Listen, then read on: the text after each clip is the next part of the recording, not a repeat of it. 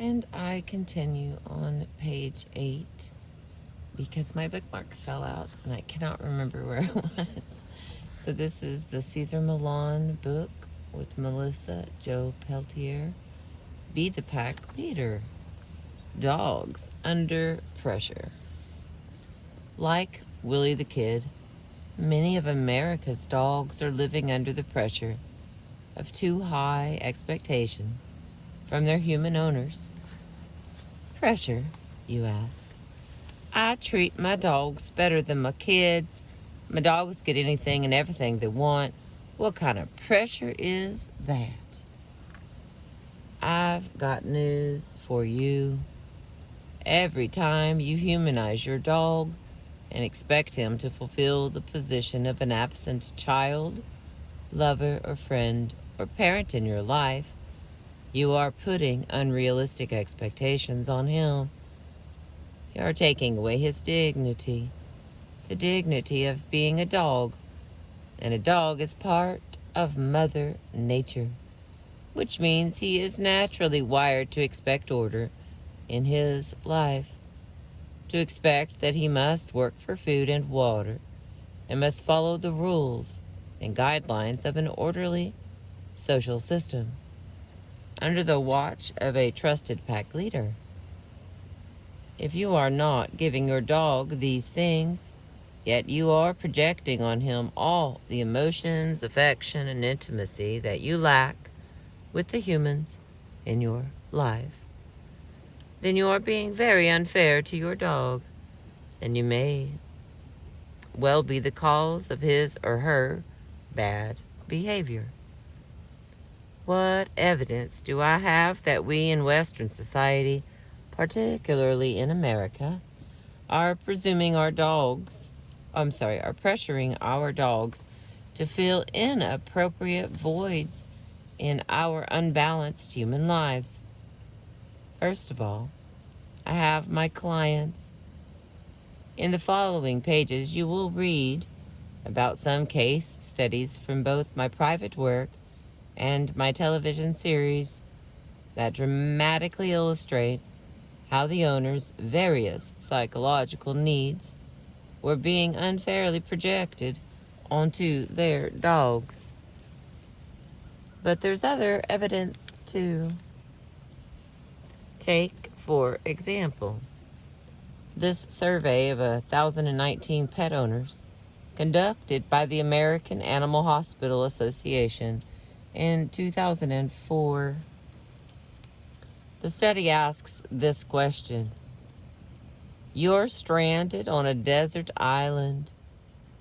Which would you rather have for companionship, a human or animal? Now, think about it for a minute. These respondents could choose whomever they wanted to share the island with. Ooh, I remember reading this now. Angelina Jolie, Brad Pitt, Jennifer Lopez, Antonio Banderas. As devoted as I am to my dog psychology center pack, I would choose my wife, Illusions, hands down. But who did the survey respondents pick? 50% of them picked their dog or cat. The survey also showed that 80% of the pet owners listed companionship as their primary reason for owning a pet, as opposed to a playmate for a child, protection, breeding for profit, or other reasons. 72% of pet owners cited affection as their pet's most appealing trait. 79% routinely gave their pet holiday and or birthday gifts. 33% spoke to their pets through the phone or answering machine. And 32% admitted signing letters or cards from themselves and their pets.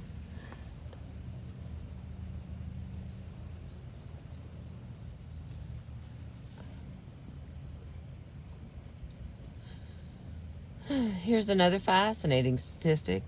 In 2016, a 2006 study by geriatric studies researchers at St. Louis University School of Medicine found that senior citizens in nursing homes felt much less lonely after spending time alone with a dog than they did when they visited with a dog and other people. The upside is the animals relieved their loneliness, and animals do have that power. I will talk about that later in the book, but the downside is they identified more with the animal than with other members of their own species. In the next little category, I hope that's as beautiful as it looks here, because God, it's gorgeous. All right, people who live in glass houses. There's a saying that people who live in glass houses shouldn't throw stones. Well, I have to reveal my own glass house. It's a pretty fragile one, but through the school of hard knocks, I finally learned that it is not a weakness to admit a weakness. All right. Here is some words I'm going to put up so that we all have a picture of the words. Dog psychology basics. Oh, Lordy. I am hungry today. Sorry, friends. Did that make it better? No, that did not make it better. Okay. I'll read it to you anyway, so it won't matter. Dog psychology basics. Dogs come into the world using their nose first, then their eyes, then their ears. Smell is their strongest sense. I'll believe it if I see it. For dogs translates to, I will believe it if I smell it. So don't bother yelling at them. It's the energy and scent they pay attention to, not your words. The next. Dogs are communicating with one another and other animals all the time using scent, body language, and energy.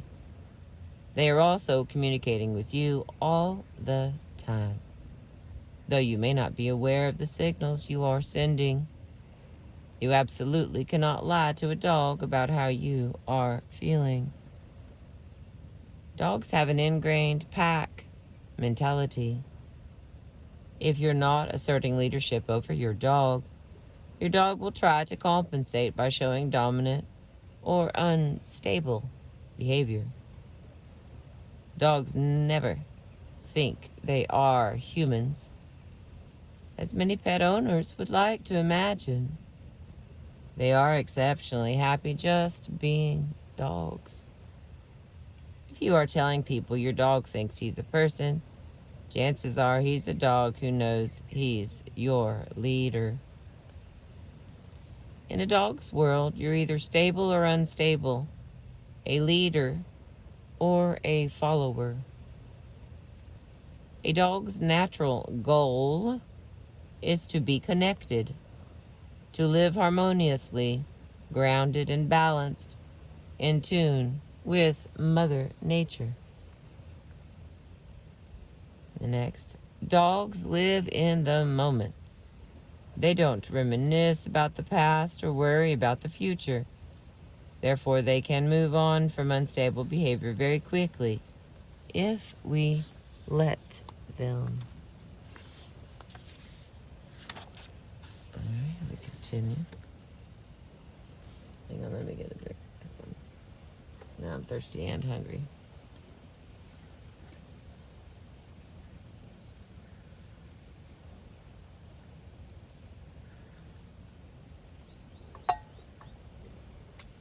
All right.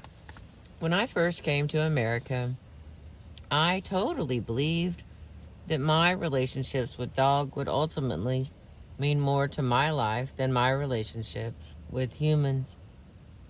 I mean, women were for pleasure, and men were for interacting with in the working world. Nothing more. Why bother with people when you had dogs? I grew up in Mexico, where my family went back and forth from my grandfather's farm in the countryside to the bustling city of Mazatlan, where we went to school and my father made his living. I never liked the city and always longed for the simpler, more natural life at the farm. In the city, among the throngs of people, I learned all the human ways of gaining power and status. Work, money, jobs, grades, sex. But I never felt that the real me fit into that equation. My affinity with dogs was my center. It kept me going and moving toward my dream. It also gave me non-human companions who fulfilled my emotional needs for acceptance and love. Among the dogs, I didn't have to worry about being judged like I did when I was with people. The dogs accepted me as their pack leader without question or judgment. Okay. I think people can identify with my feelings back then. A dog is not critical of you, and he lives in the moment, so he naturally forgives any mistakes that you might make. He is always loyal and trustworthy. Since I viewed people as critical, unforgiving, and untrustworthy, dogs were for me by far the better choice for companions. Years later, my wife, Illusion, woke me up to the realization that you can't just dump your whole species simply because you've had a few bad encounters with some of its members. What other species on the planet does that? None. Intimacy is a greater goal to seek with one's wife, children, parents, and friends. That true knowledge of intimacy within our species will allow us to pass it along to interspecies relations. After years of working with, but being puzzled by American dogs, I soon realized that there was a line that separated people who loved animals into those whose cups were almost equally full with human and animal love, and those whose cups were much more weighted in one direction. Without my wife, Illusion, who knows which way I would have gone? After all, animals do offer us unconditional love, but they do not fulfill all the needs of our species. And more importantly, just because you and your dog share unconditional love does not mean you have a healthy or balanced dog. The next category, the tycoon transformed.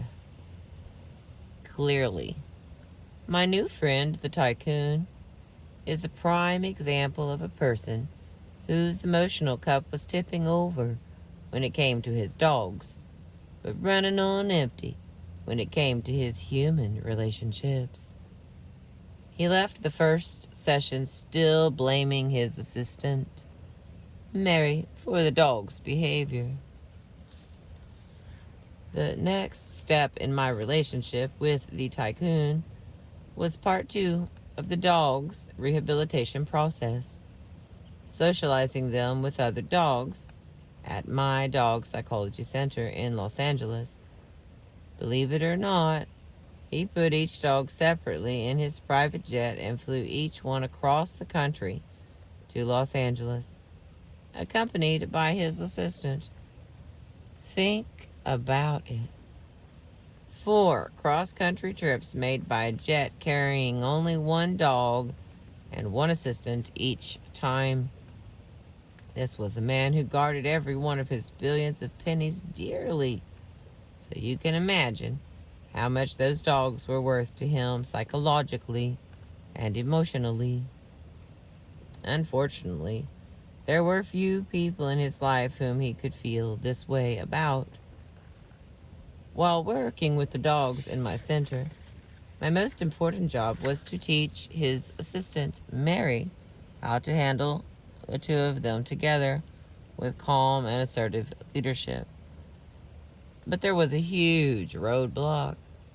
She was clearly terrified of failing.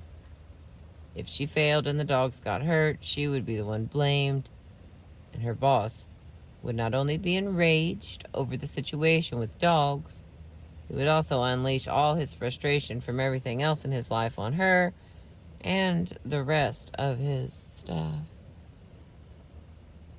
Between the time I saw the tycoon again and while I was working on the dogs, I had a chance to interview several members of his staff who all shared the same extreme fear of this man. Of course, they were all grown-ups, and they did have free will. Any one of them could have quit at any time. They didn't have to be victims. But I know from my work with dogs and with people that even the slightest bit of negative energy can have a ripple effect in any community, whether it be a classroom, a company, a country, or a dog pack. Extreme negative energy, like psychological depression, can truly make people or animals believe they are helpless or stuck. And clearly this man's negative energy was powerful. His staff members even claimed the lights in his penthouse would blink on and off when he was on his way home. Whether they were imagining it or not, he definitely was controlling them through their fear. Once at the center, my regular pack of dogs helped both Willie and Kid finally learn how to be dogs again. Willie and Kid each learned how to approach other dogs politely, nose first, smelling in order to get to know each other, not immediately going into defense or attack mode. They learned how to walk with a pack and feel part of a family. They learned how to play with others of their kind and to respect all humans as pack leaders. But of course, the dogs weren't the only ones who needed rehabilitation. As is almost always the case with my clients, the humans were the root of the problem. Since I didn't have access to the tycoon quite yet, I did an energy makeover on Mary. Mary was a smart, efficient, extremely capable woman. She could do a million things at once. But with Willie and Kid, she lost all her confidence. She was terrified that if anything went wrong with them while they were in her care, her boss would fire her. Mary and I worked on her calm and assertive energy. We worked on breathing and posture, and on taking the mind to a place of pure positivity and super confidence. Mary was already a pack leader at heart. She just didn't know it. Later, Mary's new calm, assertive energy would pay off in ways that she never imagined. But by the end of our time together, she felt totally confident in handling Willie and Kid. Now it was time for me to meet the tycoon again, face to face, at his mansion in Beverly Hills. All the warnings from his staff had made me even more determined to confront him about how his unbalanced life was hurting his dogs, not to mention everyone around him. "No one talks to Mr. Tycoon like that," Mary warned me. But hey, that man had entrusted me with the task and I was going to complete it to the best of my ability.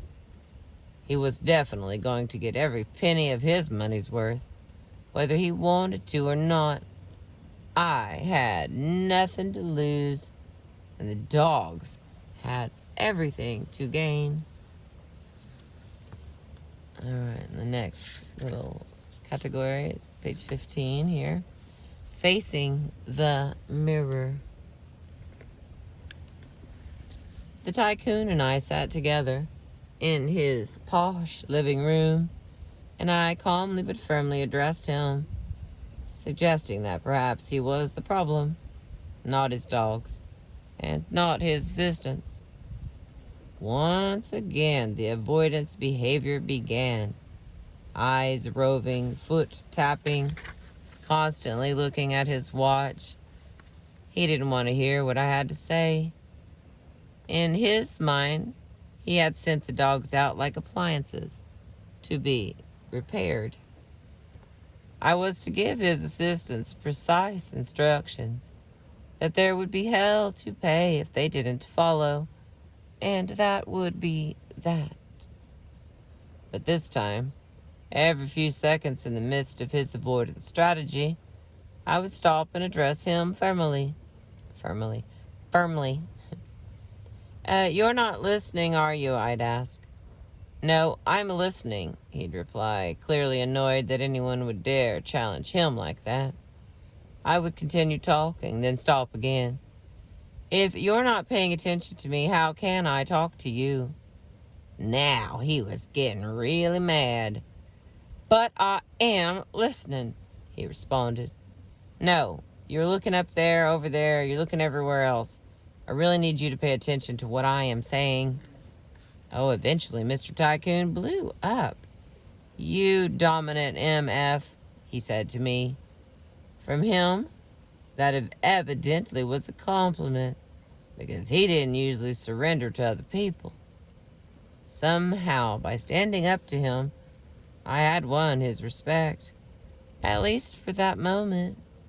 All right, he said gruffly. I've got 5 minutes. Fine, I said. You give me 5 good minutes and we can get some quality work done.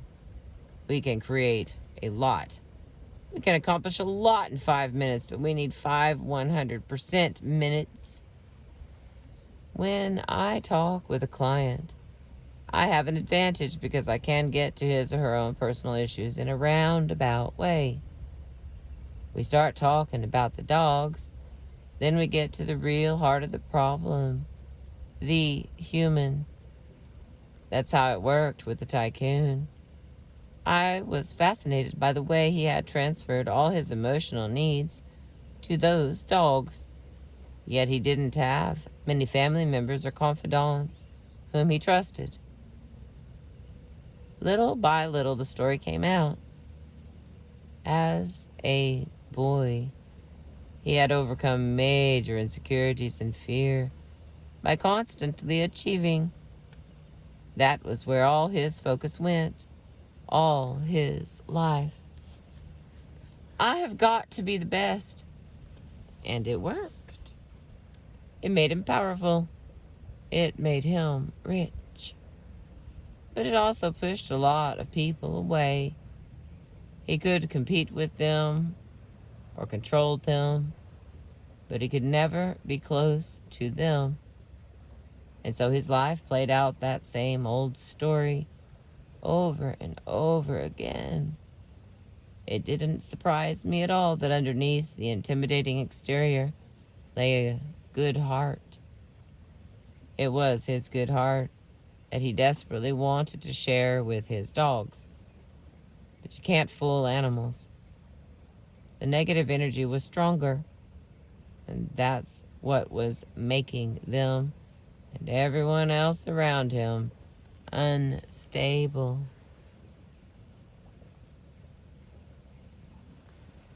I am certainly not a human psychologist, but I don't need to be, because so many times even the most unobservant person can see an owner's own issues totally mirrored in his or her dog's problems. The tycoon was unconsciously favoring one of them, Kid. He couldn't believe that Kid was the one attacking Willie and not the other way around. Just like the tycoon, the dog's life had become all about competition, not cooperation. I'll read that again. Just like the tycoon, the dogs' lives had become all about competition and not cooperation. The tycoon had a hard time hearing what I had to say at first. After all, how could I be telling a man brilliant enough to make hundreds of millions of dollars and run dozens of successful companies that he is unbalanced? How could I be telling him that he wasn't being a good leader when all he did all day was run the show? Doesn't wheeling and dealing in the world of international finance take leadership? Doesn't it also require instinct?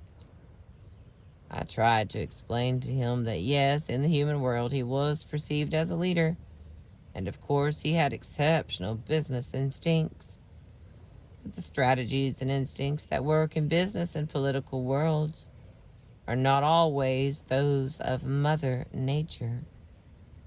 Mother Nature is ruthless to the weak, but it's not arbitrarily cruel or negative. Mother Nature saves aggression for extreme situations and instead uses dominance, which is consistent leadership, to help keep things running smoothly. Mother Nature does not rule by fear and anger, but by calm, strength, and assertiveness. The amazing thing about the tycoon is he loved his dog so much that he was willing to change. I finally did succeed in getting him to listen to me. He was used to telling, ordering, and lecturing, but never listening. And in listening, he showed another side of himself. I learned that he is an incredibly charitable man, that his passion is sending poor kids to camp. Yet he doesn't like to share that part of himself with most of the people he interacts with in his life. Perhaps he views that soft side as a weakness when I see it as a strength. I started this book with the example of the tycoon because he is the most extreme example I have ever encountered of how an unbalanced human can create a ripple effect of dysfunction within both his dogs and all the humans around him. He is also a powerful example of how looking honestly at ourselves can restore us to balance and create a positive ripple effect in our worlds. I'm happy to report that since I worked with him and his dogs, he is showing the wonderful softer side of himself much more often. According to his assistant, Mary, with regard to the people closest to him, the tycoon truly has changed. She told me that for the first time he actually listened to her, not only to her gratitude for the money he pays her, but to her candidly expressing her need to be appreciated and treated better by him. She had always known that there was a human being underneath that suit of armor, and that human being was the one who needed to listen to all these people so he could feel how much he influenced them. Feel not only their fear and their gratitude, but also the pain that he caused them. According to his assistant, he's made a lot of progress in that area. The whole tale sort of reminds me of Charles Dickens' A Christmas Carol. The tycoon is now like Ebenezer Scrooge after he's been visited by the three ghosts on Christmas Eve. But the tycoon didn't need ghosts to see the hard truths about himself. He had his 2 dogs. And there is another happy ending to the story. Not only are the dogs going great, but Mary got up the courage for the first time since he hired her to tell him she was taking a vacation. And she did it from a place of strength, She approached him and told him what the options were for her vacation dates. Case closed. That's what calm, assertive energy will do for you and your life. It works on much more than your dogs. You'll read more such inspiring stories in future chapters. Hang on a second.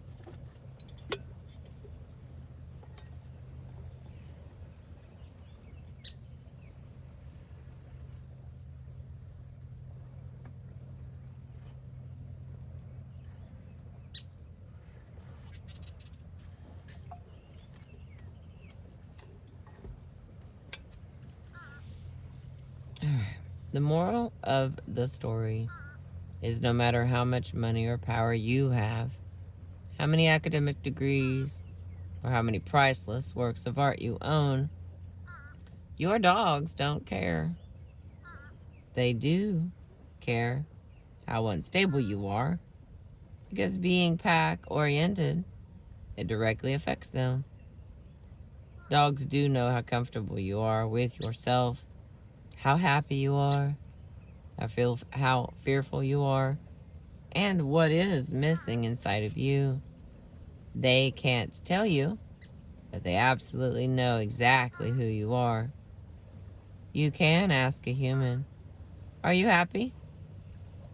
Some, like my friend the tycoon, will say, "Of course," either hiding or unaware of the fact that he is not. Then you'll see the dog. The dog can't hide his emotions, and he is clearly not happy. It becomes very obvious by reading a dog how stable or unstable his human companion is. Our dogs are our mirrors. Have you looked in yours lately? If my friend the tycoon could face himself in a mirror, confront a lifetime of demons, and make a better life for not only his dogs, but also for the people around him, then any one of us can. That's why I say that harnessing the power of calm, assertive energy can not only improve your dog, but change your own life as well. Our dogs can lead us back to the balance that nature intended for us, if only we are willing to follow.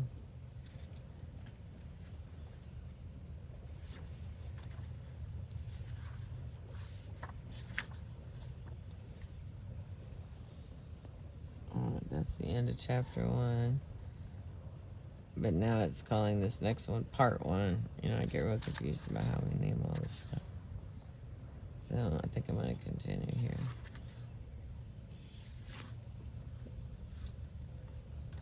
Get us a few more feet in. It's so pretty and peaceful, and I'm not on the windy side. Oh, here we go. Part 1, balancing your dog. There's a saying by Edward Hoagland. In order to really enjoy a dog, one doesn't merely try to train him to be semi-human. The point of it is to open oneself to the possibility of becoming partly a dog. Here's another one by John Holmes. A dog is not almost human, and I know of no greater insult to the canine race than to describe it as such. All right, continuing on page 22 here. As the story of the tycoon has taught us, our dogs are our mirrors, and in order for them to have a balanced life, we need to address our own issues as well as theirs.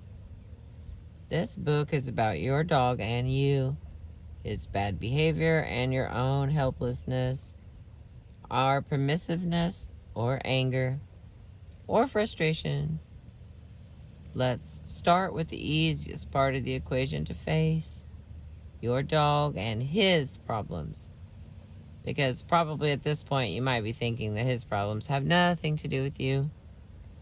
I believe that 99% of all dogs are capable of living full, happy, balanced lives. These chapters are designed to give you a better understanding of your dog's mind, needs, and what you can do to fulfill them. Here's one again. Identifying instability. Another saying written by John Grogan, Marley, and me. There was something I had never told him that no one ever had. I wanted him to hear it before he went. Marley, I said, you are a great dog. All right. How do you know that your dog is unstable? If you are like the majority of my clients, you just know. Your dog gets aggressive with other dogs on walks or at the dog park, or howls for hours when you leave the house, or compulsively runs away. All this is puzzling to you because the family dog from your childhood was perfect, or that is the way you remember him. In the amber glow of your memory, your beloved Blackie was mellow, obedient, and content to stay in the background. He was naturally social and always got along with strange people and dogs. He fetched and returned the tennis ball, walked beside you to school, and never peed in the house. So why does your current dog dig up your garden? Why does he hide under the table when the garbage truck drives by? What in the world is up with him when he manically spins in circles when he gets excited? Of course, like most of my clients with unstable dogs, you simply accept that your dog was born with something missing, or has some sort of mental disorder.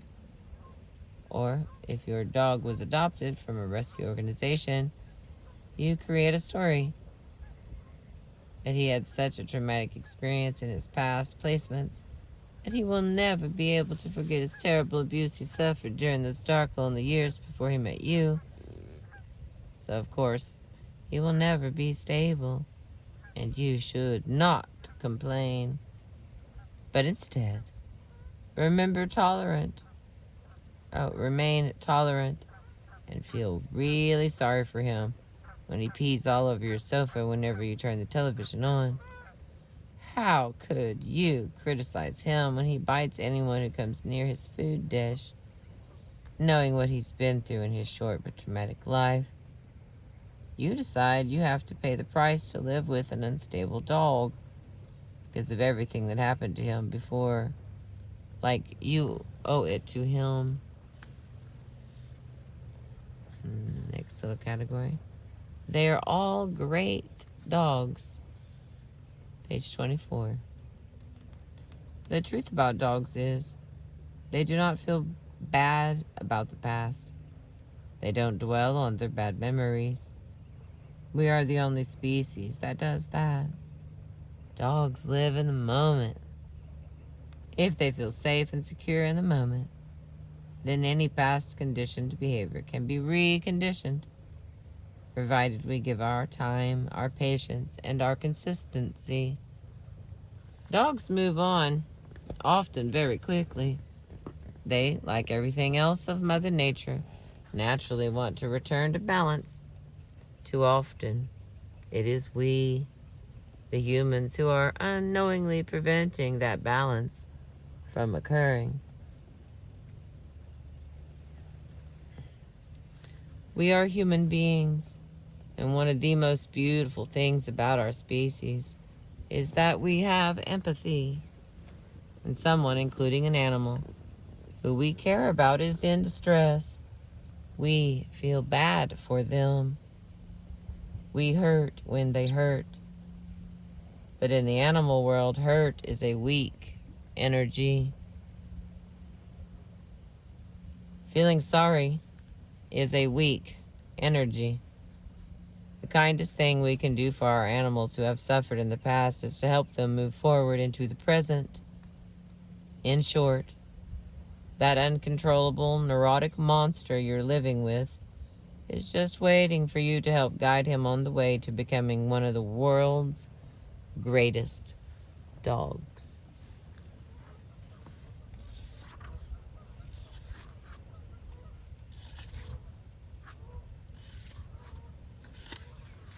I don't know what time it is.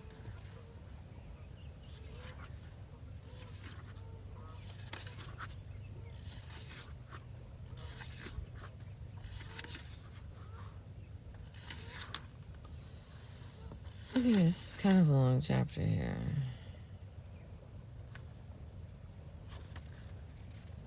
I don't think I have time to read all that. And the worst part is I can hear my voice going to sleep again. Here's some other side information that's further back. I'll add it here. When you interact with your dog, especially when you're trying to correct out of control behavior, you must train your mind to relate to him in this order. Number 1, animal. Number 2, the species is a dog. Number 3, the breed. And number 4, the name.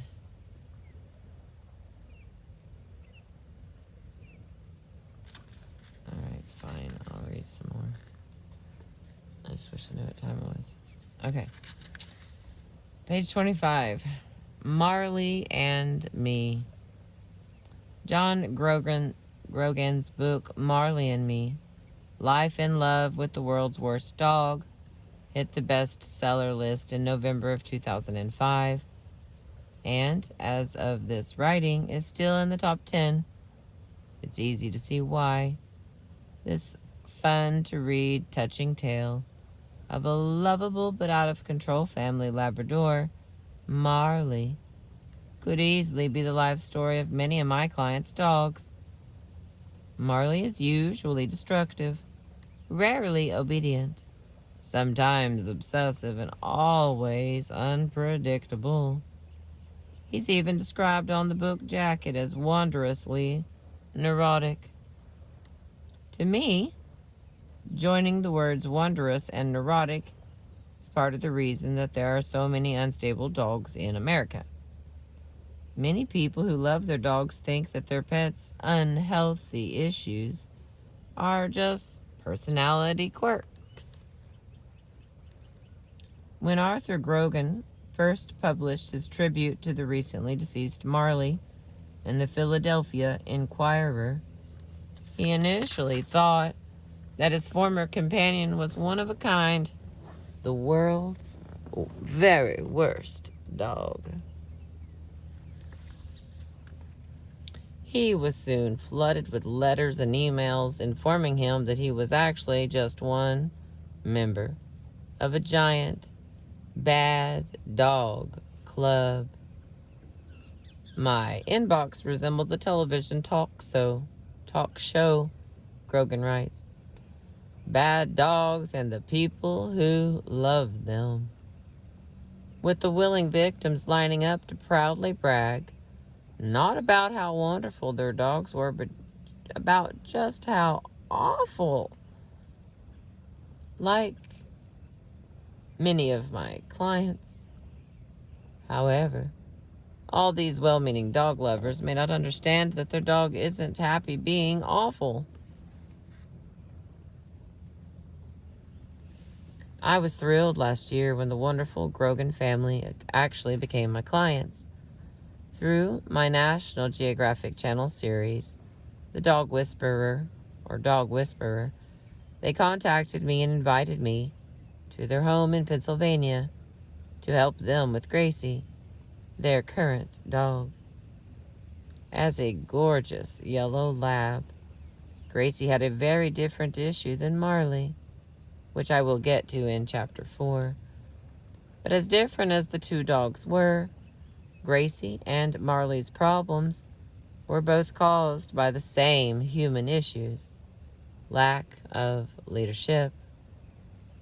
When I finally met John Grogan and his wife Jenny Volt, Marley's story made more sense to me. They are highly intelligent, compassionate people who see the world through the eyes of talented journalists. They observe, analyze, and describe, but they don't interfere or try to change. They assumed they were stuck with Marley the way he was. That, in the words of John's father, Marley just had a screw loose. Indeed, as the couple laughingly said to me, if it hadn't been for Marley's quirks, there wouldn't have been a wonderful book for so many people to identify with, and to bring tears to so many people's eyes. That's the catch, isn't it? We don't want to change our dogs because they make us laugh or feel unconditionally loved or needed. But very often we don't put ourselves into the position of how the dog feels. When a dog has a fear or an obsession or any of the many other problems I am called in to solve, most of the time we're not talking about a personality quirk. We're talking about an unfulfilled and sometimes unhappy dog. After I finished wiping the tears in my eyes and put down Grogan's book, the first thing that came to my mind was that Marley was perfectly capable of being that great dog all the time. In the book, John's wife, Jenny, goes through postpartum depression after the birth of their second son, and overwhelmed with the frustration of caring for two babies and a dog that destroys furniture on a daily basis, she finally breaks down and orders the uncontrollable lab out of the house for good. Previously, Marley had been kicked out of obedience class, but John knows that if he can't get the dog to follow some basic commands and learn not to jump up on people who come to the house this time around, he is going to lose his best friend. So John actually did it. With grim determination, John buckled down, worked really hard to become a serious pack leader, and finally helped Marley to graduate from obedience class at last. Even though he was 7th in an obedience class with 8 dogs in it. With the help of a friend, John breaks Marley of his habit of tackling people who come to their front door. The point is, John was a pack leader when he absolutely needed to be, and Marley was perfectly capable of being an obedient dog. Together, the two of them rallied to the challenge and did what needed to be done in order to keep the pack together. In my reading of the book, however, once Jenny recovered from her depression and things mellowed out at home, John stopped following through in his leadership. So Marley only went so far in learning how to obey household rules, boundaries, and limitations. Oh, hi everybody. John and Jenny also had an advantage that many people who adopt older dogs or shelter dogs don't have: the opportunity to condition Marley to be a well-behaved dog from puppyhood. Again, seeing their dog through journalists' eyes in a detached way, they failed to interfere with what they assumed was Marley's natural development. They observed all his antics with wonder and good humor. Plus, he was so darn cute. The endearing photograph on the cover of the book says it all. The curiously cocked head, the pleading brown eyes. How could anyone with a heart ever want to correct or give discipline to that adorable, floppy-eared pup?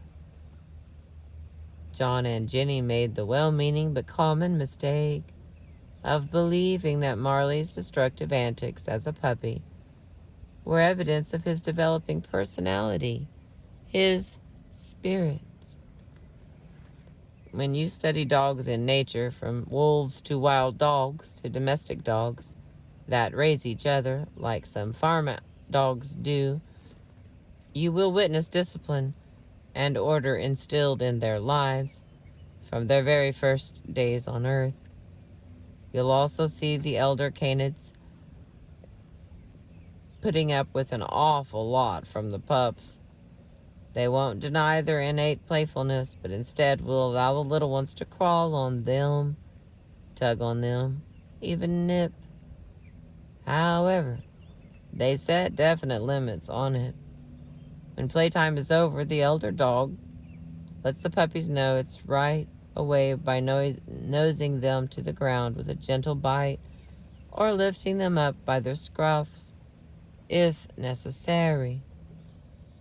Sometimes only a growl will get the point across. The older dog always follows through and the pups always back off.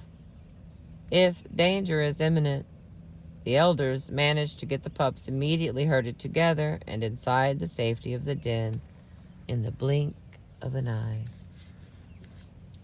To the envy of any kindergarten teacher out there who daily tries to get a pack of 5-year-old kids to come back into class from the playground. The point is, the pups get the message very, very quickly that they must follow the rules of the pack. At no point in time is their playful spirit ever diminished. But they do come to understand early on in life that there is a time and a place for everything. Mother Nature has no trouble setting limits in a firm but loving way. But when it comes to cute puppies, and often our own cute kids, most people just can't bear to set them on the road to good behavior, especially when their antics provide such memorable, humorous moments. But when those pups reach 100 pounds, the fun and games that used to seem cute suddenly become destructive and sometimes dangerous.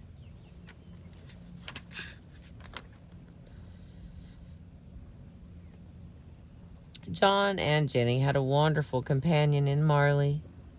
They accomplished trust, love, and loyalty with him. What they didn't accomplish was respect, however, and respect is an essential ingredient in the structure of any healthy pack. When students don't respect the teacher, a school class doesn't learn. A military unit cannot function at its best when the soldiers do not respect their commander. Parents cannot properly guide their children if the kids do not respect them.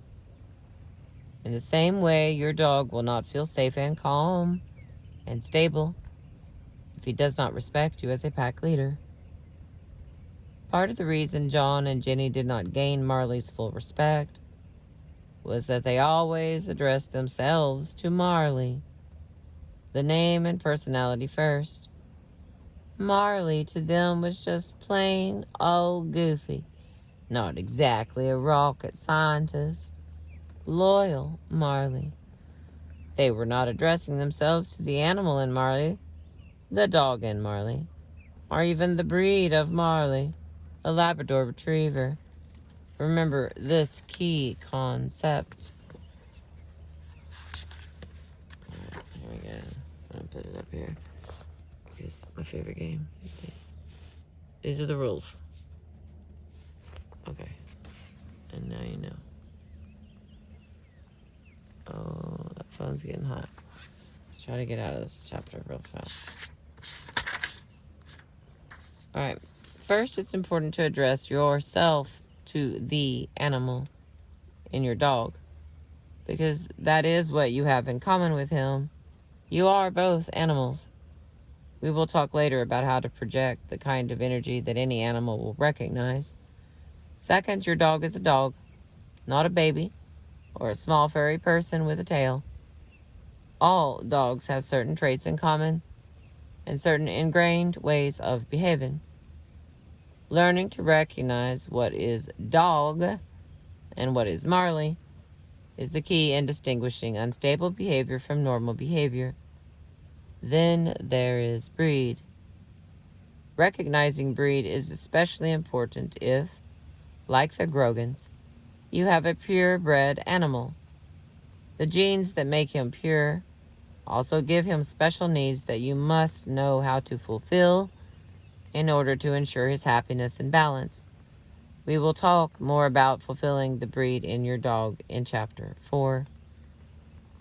After animal, dog, and breed, finally there is Marley. The name, the irrepressible personality. Most of the time, what we think of as a dog's personality is in our own heads. The story we made up about the dog. Often it's based on how the dog looks or acts, and I am sorry to say that far too often, what we think of as personality is actually based on the dog's own issues of instability. So, how do you tell your dog's personality from your dog's issues? What are issues anyway? Any kind of behavior that falls into these categories is not just your dog's personality. It is a problem. Okay, it's important to remember that each of the issues described above can have a medical component. A disease or parasite can cause your dog to act in an unstable manner, as can an inborn neurological disorder. In my experiences with hundreds of dogs, neurological disorders account for a very small percentage of behavioral problems. However, it's always important to have your dog checked out on a regular basis by a vet, especially if there is a sudden behavioral change. Chances are using the leadership method I described in my teachings will help rehabilitate your dog, but make sure you get a medical opinion first, just in case there is a health issue. I have several wonderful vets who I work with, and I like to think medicine and behavioral therapy can go hand in hand in creating a world full of healthy, happy dogs. All right, here's a list of issues, and then we're going to stop. I'm going to read all these, so you know how this works. If you've been with me, remember to like and subscribe. All right, issues. Bless me. First one is aggression, directed toward other dogs and or people. It includes fear biting, growling over food, lunging at strangers or strange dogs, aggressive possessiveness. The next, hyperactive energy.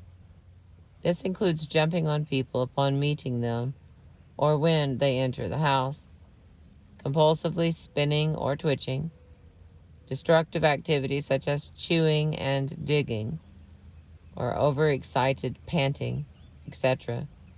Do not confuse overexcitement with happiness.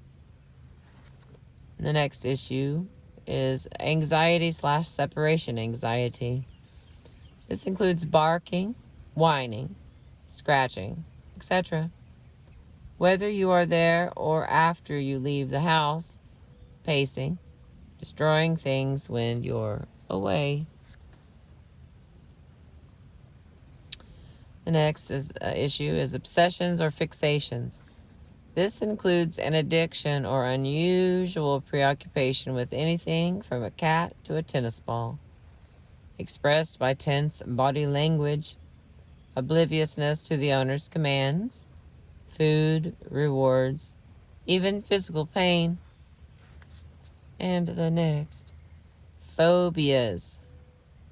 A fear or traumatic incident that the dog has not been able to move beyond. Anything from shiny floors to thunder to the UPS truck. And the final one under issues, low self-esteem or timidity.